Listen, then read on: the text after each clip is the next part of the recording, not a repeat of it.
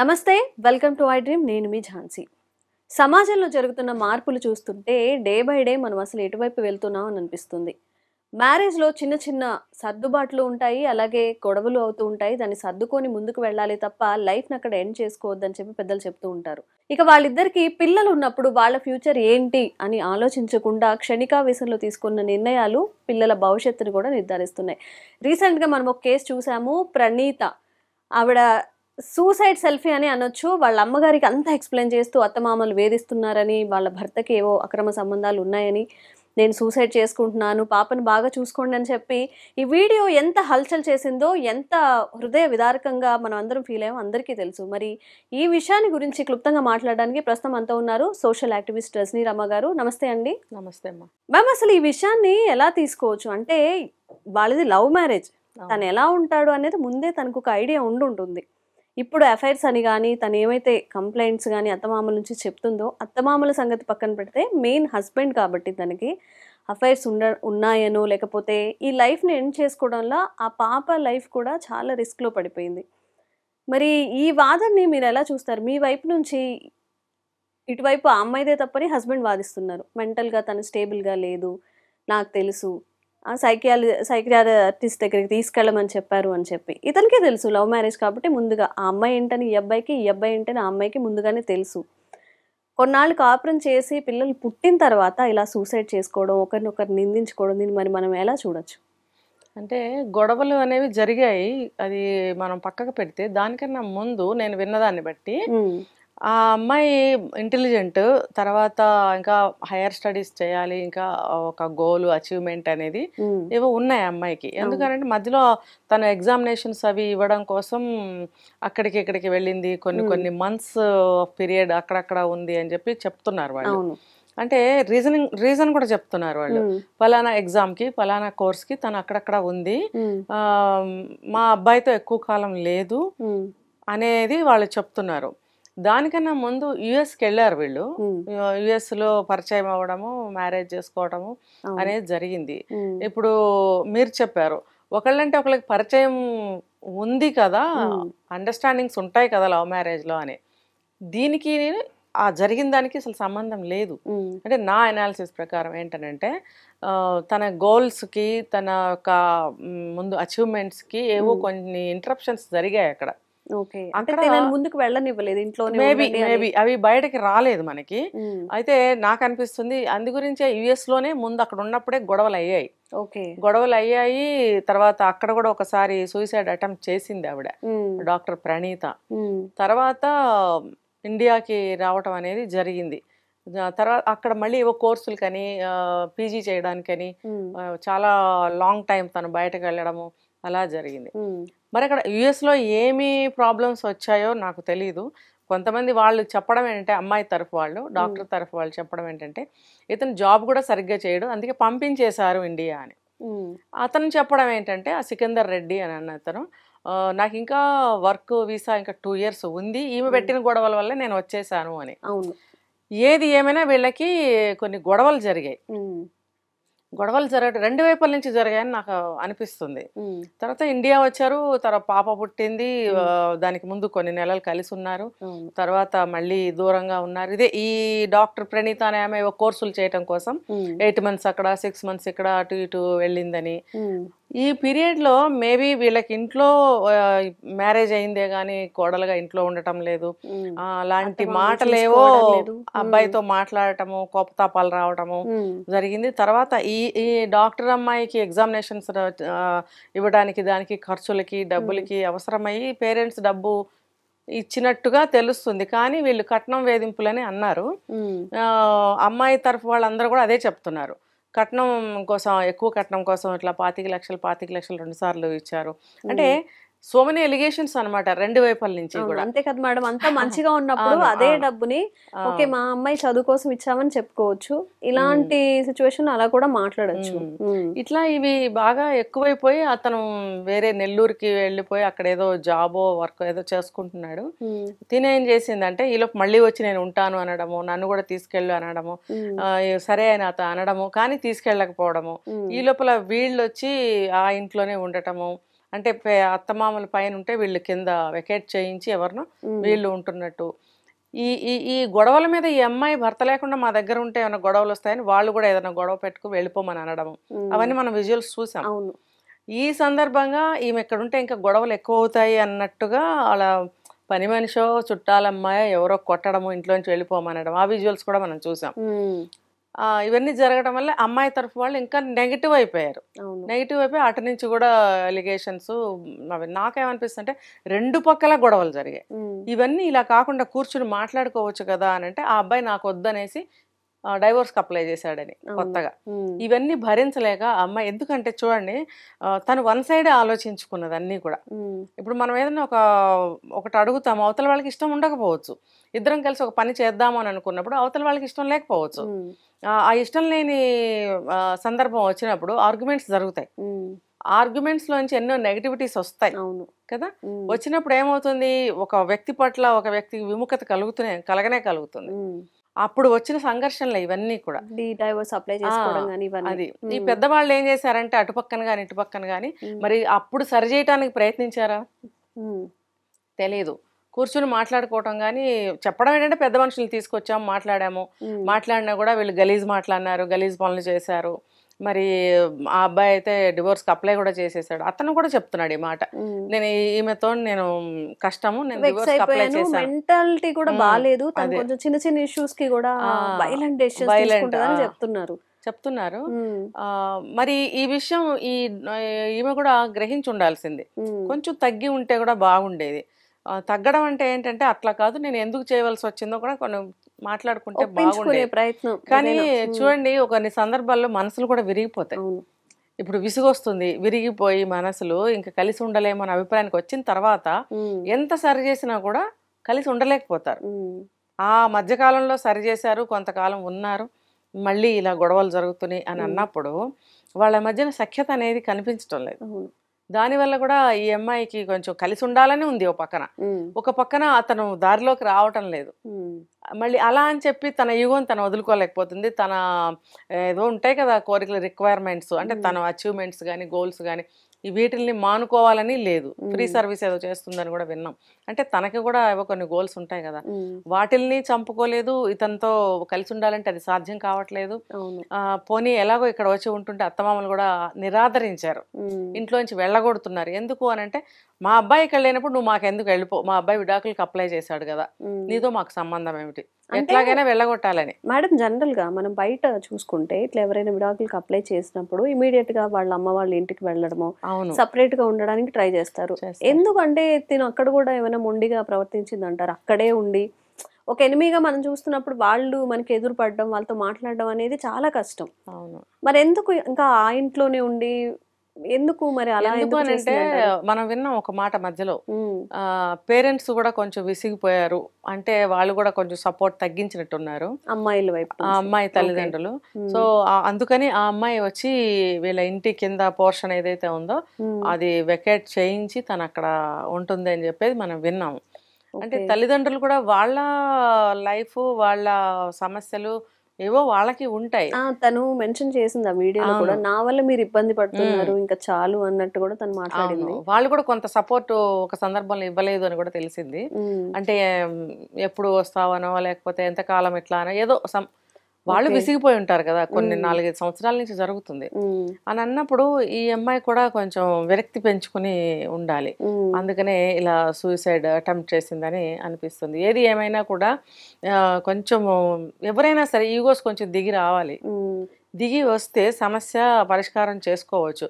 ఇప్పుడు నాకు నువ్వు కావాలి అంటూనే మనము ఆర్గ్యుమెంట్స్ చేసుకోవడము, ఒకళ్ళ దారిలోకి ఒకళ్ళు వెళ్ళడానికి ఇష్టపడకపోవటము, తన గోల్స్ అచీవ్మెంట్స్ ఏవైతే ఉన్నాయో అవి నేను మానుకోను అంటే మానుకోకూడదు ఒక రకంగా, కానీ మనకి ఏది ఇంపార్టెంటో దానికి మీరు ఎక్కువ ప్రయారిటీ ఇచ్చుకోవాలి.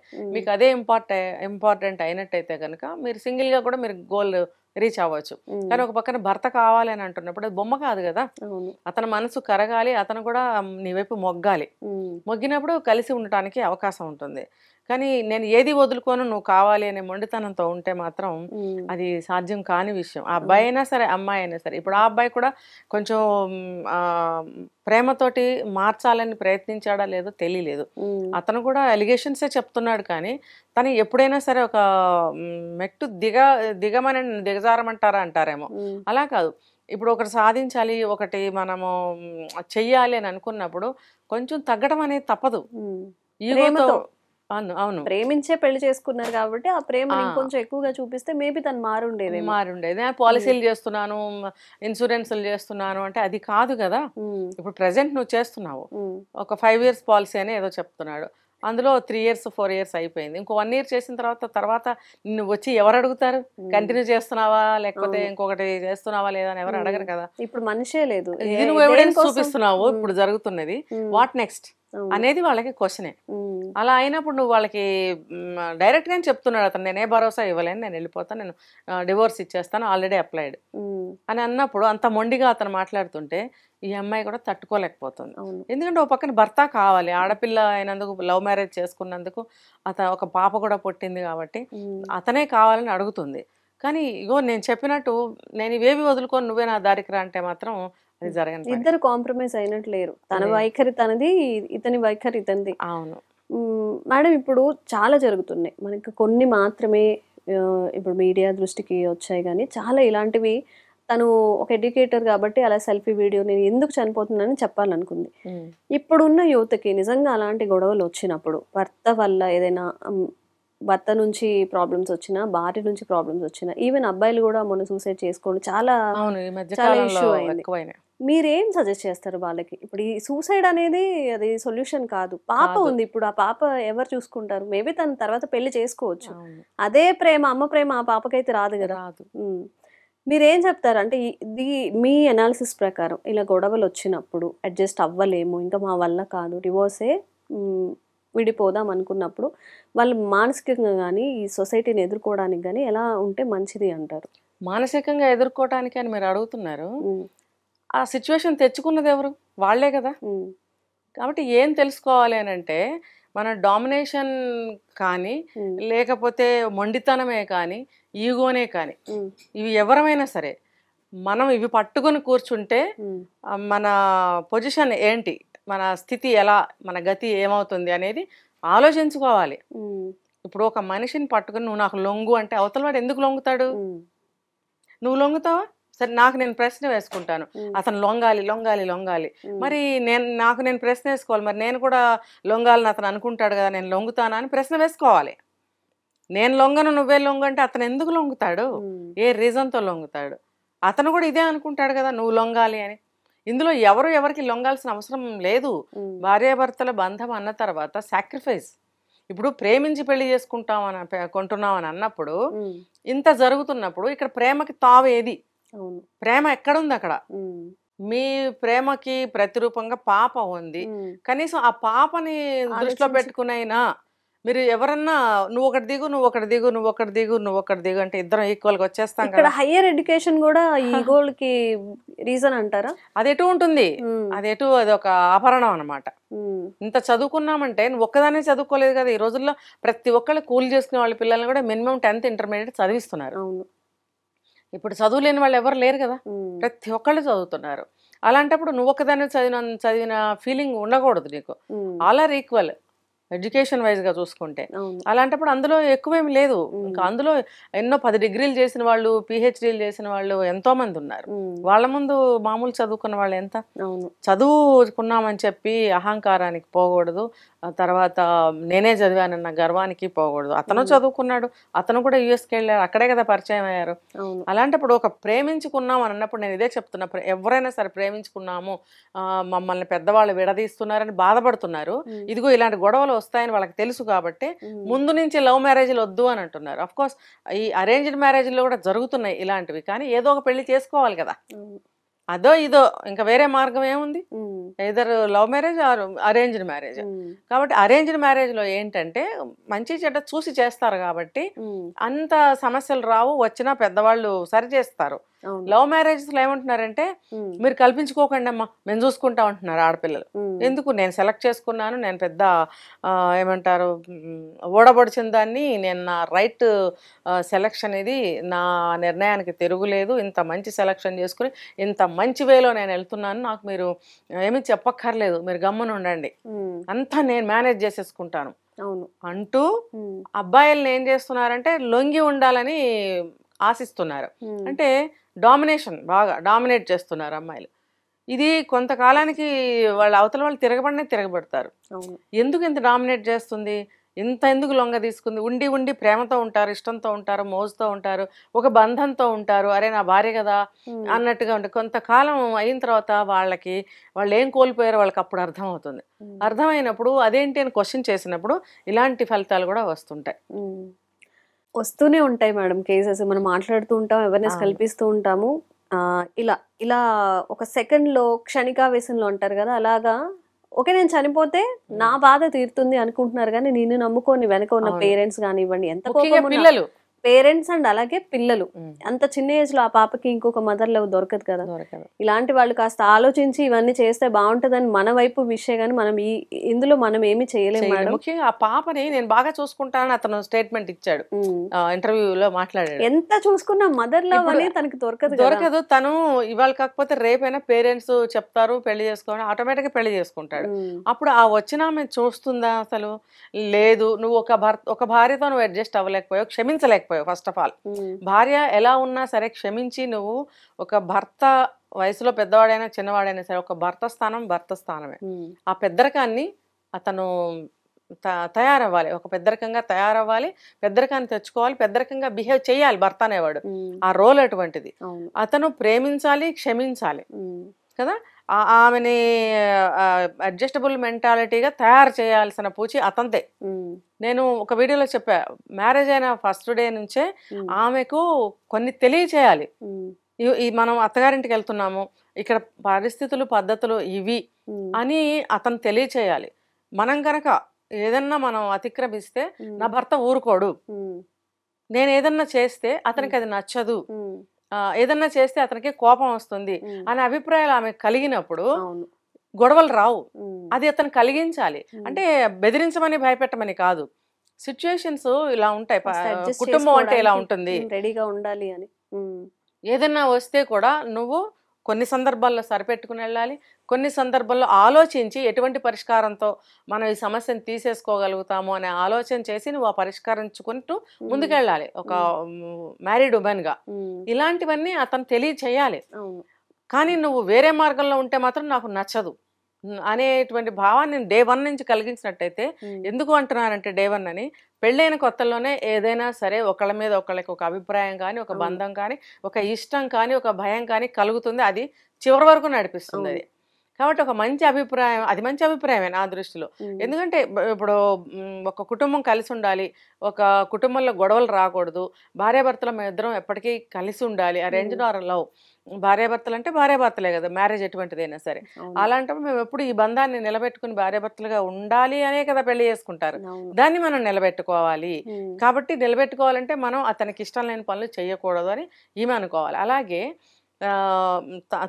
అతను కూడా అనుకోవాలి, నా భార్యకి ఏది ఇష్టం లేదు, ఏది ఇష్టము, తనకి నచ్చంది బలవంతం చేసి ఏది ఒకసారి 2 సార్లు చెప్పండి, ఇష్టమైతే చేస్తుంది, లేదు ఆమెకి నచ్చలేదు అంటే పోనీ ఆ పని చేయటం వల్ల మనకి ఈ పని అవసరం ఉంది, దీనివల్ల మనకి ఇది ఉంది అని నీకు అనిపిస్తే దాన్ని ఇంకొక పద్ధతిలో ఆమెకు చెప్పి చేయించగలిగే సామర్థ్యం నీలో ఉండాలి. అవును. లేనప్పుడు ఆమెకి ఆవేశం, నేను చేయను, నాకు నచ్చదు, నాకు నచ్చంది నేను చేయను. ఈ మెంటాలిటీ కూడా ఎలా వస్తుందంటే, కొంతమంది తల్లులు ఉంటారు, నీకు నచ్చినట్టే నువ్వు ఉండు, నీకు నచ్చిన ఫుడ్ నువ్వు తిను, నీకు నచ్చినట్టుగానే నువ్వు ఉండు, ఎవరి మాట వినకు అని నా ముందే చెప్పిన తల్లులని నేను చూశాను. అలా తల్లిదండ్రులు చెప్పడం వల్ల కూడా పిల్లలు అలా తయారవుతారు. అలా తయారైనందువల్ల భర్తల ముందు నాకు ఇష్టం లేదు, నేను చేయను, నేనుగానే ఉంటాను, ఇది నాకు నచ్చంది నేను చేయను, నాకు ఇష్టమైంది నా ఇష్టం వచ్చినట్టు చేస్తాను అని అలా ఉండటం వల్ల అబ్బాయిలు కూడా రివర్స్ అయ్యి వాళ్ళు అనాల్సింది వాళ్ళు, అనుకోవాల్సింది చేయాల్సింది వాళ్ళు చేస్తున్నారు. దీనివల్ల ప్యారలల్ లైన్స్ లాగా ఉంటున్నారు. ప్యారలల్ లైన్స్, ఇప్పుడు రైలు పట్టాలు ఎప్పటికైనా కలుస్తాయా? గమ్యాన్ని అయితే రైలు చేరుస్తుంది, పట్టాలు ఎప్పటికీ కలవు. అలాగే కలిసి ఉంటాం, పిల్లలు పుడతారు, ముందుకు వెళ్తుంటాం. కానీ మనస్తత్వాలు, అభిప్రాయాలు, మనం ఒక బంధాన్ని ముందుకు తీసుకెళ్ళటం అనేది అది ఎప్పటికీ ఇలా కలవు. రైలు పట్టాలు ఇలా వెళ్తూనే ఉంటాయి అంతే. కాబట్టి ఆలోచించుకొని ఇప్పుడు ఈ కేసులో కూడా ఈగోసే కనిపిస్తున్నాయి నాకు. కాబట్టి అర్థం చేసుకుని ఇప్పటికైనా మించిపోయింది ఏమీ లేదు. పెద్ద పాప ఒకటి ఉంది కాబట్టి తల్లిదండ్రులు అటువాళ్ళు ఇటువాళ్ళు కొంచెం తగ్గి కాంప్రమైజ్ చేసి ఏదైనా జరిగితే మేము హామీ ఉంటామని అబ్బాయి తరఫు వాళ్ళు చెప్పాలి, అమ్మాయి తరఫు వాళ్ళు చెప్పాలి. ఎందుకు అనంటే ఇప్పుడు సరి చేస్తున్నారు కాబట్టి. అమ్మాయి నువ్వు ఇలా ఉండకూడదు, ఏమనుకుంటున్నావు జీవితం అంటే. ఇప్పుడు డాక్టర్ చదివింది 4-5 ఏళ్ల పిల్ల ఉంది అని అంటే అమ్మాయి 30+ ఏజే కదా, చిన్న పిల్లేం కదా. ఆ అబ్బాయి కూడా కొంచెం 35 ఉన్నట్టే ఉన్నాడు. మీరిద్దరూ టీనేజ్ దాటో ఇప్పుడు 25 ఏళ్ళు దాటో ఇప్పుడు ఏం రాలేదు. మీరు ఒక ఏజ్కి వచ్చారు, ఇంకో 5-6 ఏళ్ళు అయితే మిడిల్ ఏజ్కి వెళ్ళిపోతారు. మీరు ప్రవర్తించాల్సిన తీరు ఇది కాదు. పేరెంట్స్ ఆస్తిపాస్తులు ఎప్పటికీ శాశ్వతం అని ఎవరు చెప్పలేరు. ఆస్తులు వాళ్ళు ఉంటాయి, రేపు పోతాయి. తల్లిదండ్రులు ఎల్లకాలం మనతో ఉండరు. మనతో ఉండేది ఎవరు? భార్యకి భర్త, భర్తకి భార్య, సిబ్లింగ్స్. ఈ బంధాలని మనం కాపాడుకుంటూ ముందుకెళ్ళాలి అని మంచిగా చెప్పి వాళ్ళకి అర్థమయ్యేటట్టు జీవితపు విలువలు తెలియచేసి నట్టయితే వాళ్ళు ఒప్పుకుని తీరాలి. ఒప్పుకున్న తర్వాత తల్లిదండ్రులు ఇటువాళ్ళు అటువాళ్ళు కూడా ఏదైనా సమస్య వస్తే మేము మళ్ళీ సరి చేస్తాము, మాది బాధ్యత అని అన్నట్టయితే ఆ బాధ్యత వాళ్ళ మీద వేసుకుంటారు. కాబట్టి ఈ పిల్లలంటే ఈ వైఫ్ అండ్ హస్బెండ్ కూడా తల్లిదండ్రులు నలుగురిలో మాట ఇచ్చారు కాబట్టి మనం మళ్ళీ ఏదైనా తప్పు చేస్తే తల్లిదండ్రులు తల వంచుకోవాల్సి వస్తుంది. తల్లిదండ్రులు నలుగురిలో తల వంచుకోవాల్సిన పరిస్థితిలో మనం ఉంచకూడదు. తర్వాత మనం ఇంత ఎడ్యుకేటెడ్స్ చదువుకున్నాము, ఇంత వయసుకు వచ్చాము, మన వయసుకి మనం చేయాల్సిన పనేనా అని కూడా ఆలోచించుకోవాలి. మన వయసుకి మనం ఇలా చేయకూడదు అని, ఆ పనులు ఇలా చేయకూడదు. అట్లాంటప్పుడు బంధం మళ్ళీ ముందుకెళ్ళే అవకాశాలు ఉన్నాయి. నిజంగా మేడం, లవ్ మ్యారేజ్ చేసుకొని ఒక మంచి లైఫ్ లీడ్ చేయాలి అనుకున్నప్పుడు లవ్ వేరే, ముందుగా లివిన్ ఉంటారు, అది కూడా వేరే. మ్యారేజ్ అయ్యాక చాలా అడ్జస్ట్మెంట్స్ వస్తాయి కాబట్టి అవన్నీ కూడా పరిగణలోకి తీసుకొని తమ లైఫ్ని డిజైన్ చేసుకుంటే చాలా బాగుంటుంది. ఖచ్చితంగా. Thank you ma'am.